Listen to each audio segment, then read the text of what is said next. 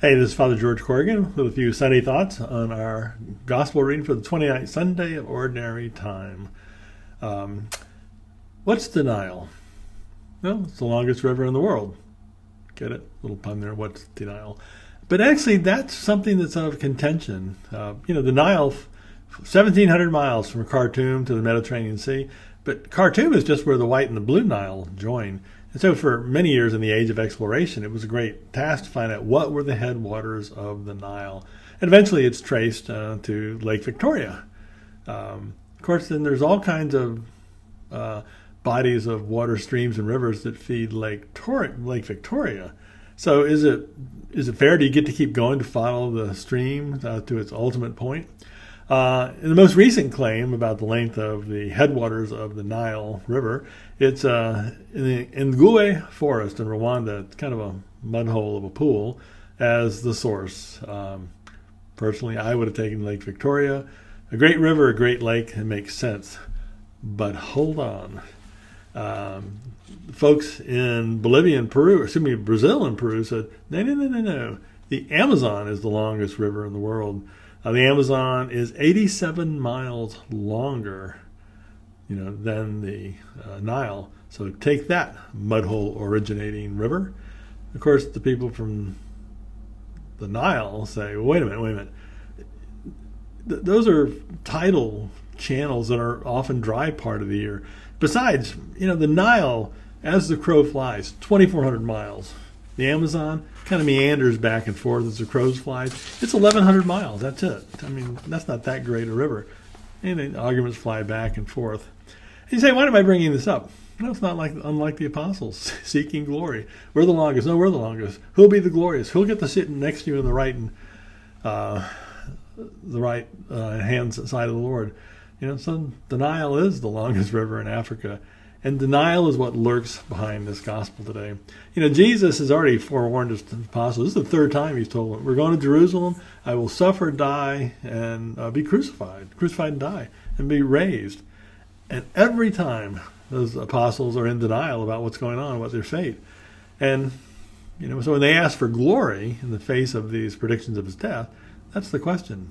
Okay, can you drink the cup that I'm going to drink of? In other words, you follow me, you're about to see your possible future. Are you willing to do that?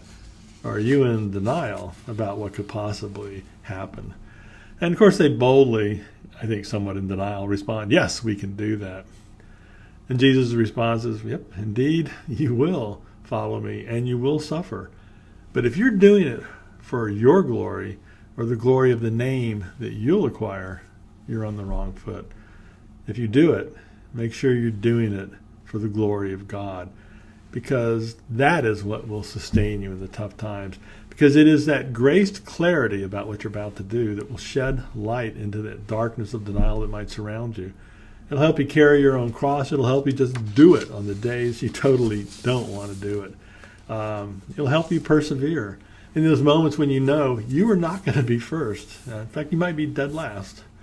And it's that grace charity that when the Nile has emptied itself, that's the fuel that will keep you running. The fuel on the bedside of an aged relative that you're thinking, how is this going to end? But you'll keep going with that grace clarity about you're not doing it for anybody's glory but the glory of God and the love of that person. The parents at the late night table trying to figure out how they're going to pay bills. The unexpected phone call that makes your world collapse in a way that you never thought it would. And maybe you're haunted by the words you spoke to a good friend that you walked away from, eschewing the chance for reconciliation. But in that grace clarity, let's be clear about why we stay, why we don't walk away. Inner fortitude, commitment, obligation, promise, those are all good things, admirable things.